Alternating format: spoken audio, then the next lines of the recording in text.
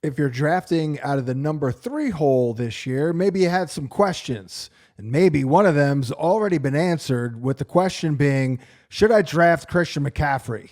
What's up? I'm John Hansen, FantasyPoints.com, here for another video, taking a look at a specific draft slot, trying to look at the ADP, trying to line up the best possible route to form the best possible team. And I've gone through multiple scenarios. I've looked into quarterback early.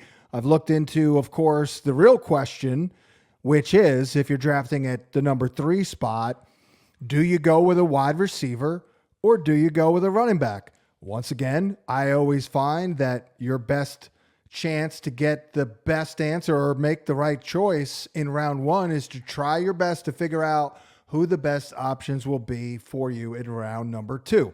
I've done just that, and I think I've come up with a pretty darn good route in terms of drafting from the number 3 spot.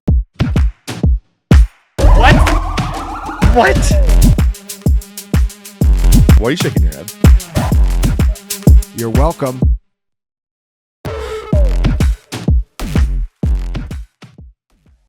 Team PPR or half point PPR, doesn't really matter to me. We're talking a 1 quarterback league that starts 2 running backs, 3 wide receivers. I like to go nowadays with 2 flexes.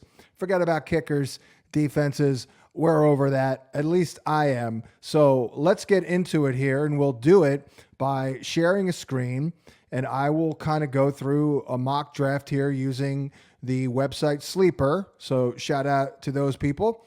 So we already took position 3, and we'll start the draft right now. And again, the question is, of course, I'm recording this hours since the Christian McCaffrey news broke. So obviously there's no consideration to that. Good thing for me, I've already written the entire draft plan article. I've already gone through and drafted a bunch of different teams.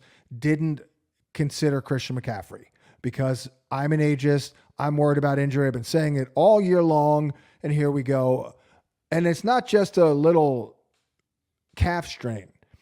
Maybe it is. Sure, I'm not God over here, but to me it's not little, because that's the injury that knocked him out of that fantasy championship week. And yes, I am bitter because I lost like $29,000 by 4 points because McCaffrey got hurt. But, you know, I didn't think he looked good in that.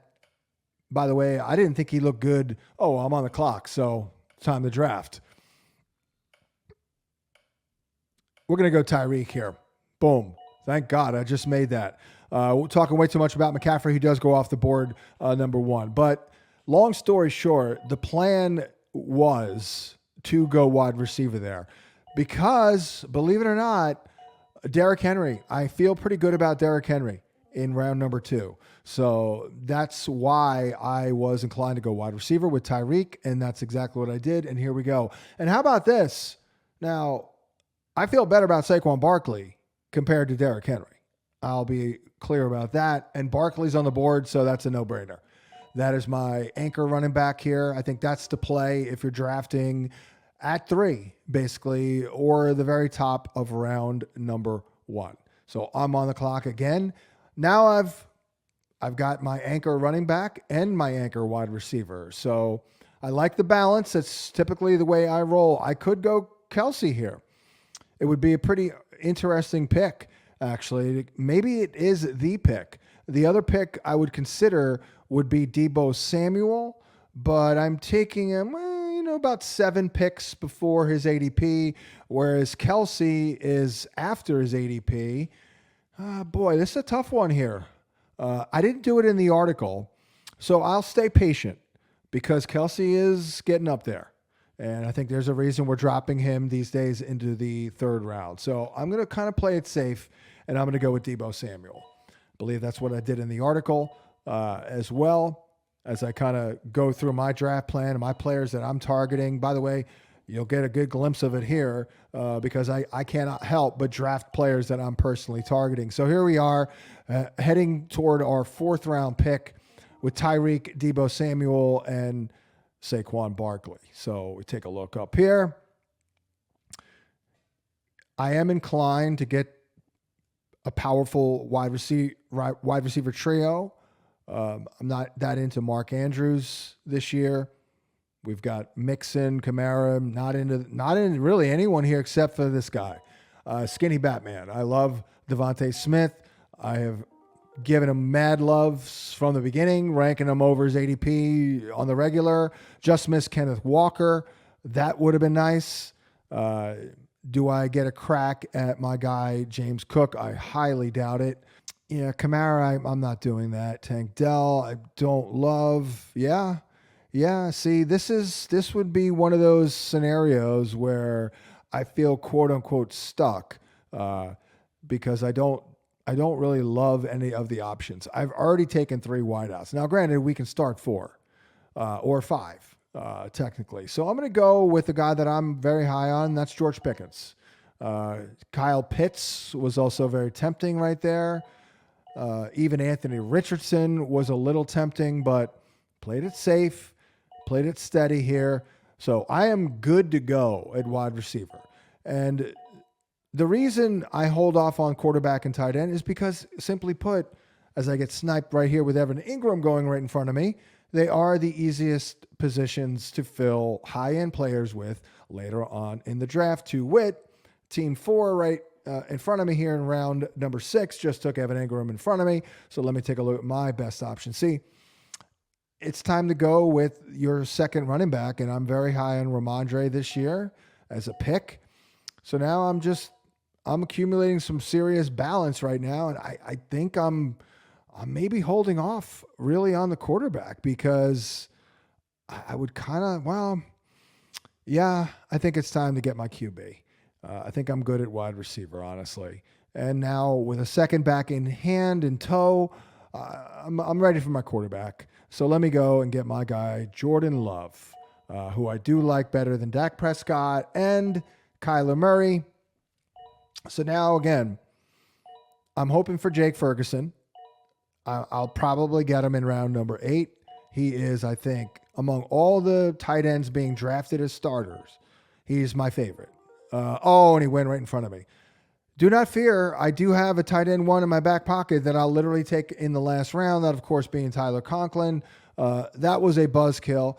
But, hey, looks like I'm really holding off on tight end because, Musgrave is not a good pick, actually, here. I'm not into Njoku this year. Why? Because Deshaun Watson sucks. That's why. Dallas Goedert, I've moved off of him. Hawkinson, I'm not taking. I hate Schultz this year. Cole Kmet is boring. So's Freiermuth. Do like Musgrave, but it's not time for a tight end. It is certainly time to get my sleeper wide receiver of the year, basically breakout wide receiver of the year. That would be Christian Watson. And then now I'm sure, because Austin Eckler just went. That's a joke. Austin Eckler, potentially washed up Austin Eckler, or do I take one of my favorite young players in the National Football League, a guy I did say this time last year was an absolute baller, Tyjae Spears. So I am punting on tight end in this draft and loading up on high quality, high upside running backs and wide receivers, along with my value quarterback, really, in Jordan Love, who I do think is going to throw 30 more touchdown passes this year. Back on the clock here. I mean, do I even bother with a tight end? Probably not, because there's Musgrave. Is it too early for Musgrave though? Yeah, it is. It's around too early. So we can go in another direction. Honestly, I don't see a ton that I love. I'm already loaded, honestly. So I can take one of my favorite sleepers here at running back or wide receiver, that being Chase Brown or Khalil Shakir. I've been taking them left and right. Zeke Elliott is on my target list. He's available here. It's a little boring. Cortland Sutton, also boring. Romeo Doubs, hey, I could be wrong. I love Jordan Love. Could be also boring. So I'm going to go ahead and I'm going to grab Khalil Shakir, who I feel pretty good about in Buffalo. That is my 5th receiver. And now we can go back to that running back that I liked. You know what? Yeah, we'll get Chase Brown here. I like Chase Brown. Could have gone with Luke Musgrave there. I mean, you can't get all these sleepers. So many good value picks this year outside of the top, I don't know, 7-8 rounds.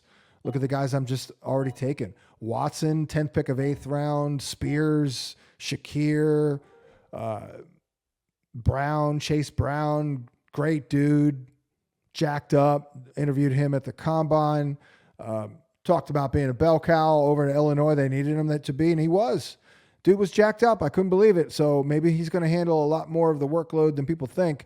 Let's go. Oh, we got our guy Josh Palmer. I just can't pass up that opportunity. What round are we in here? Okay, well, we need to take probably 2 tight ends with our final picks, I think. We'll just do that. Josh Palmer. Then we're just going to take 2 shots at tight end.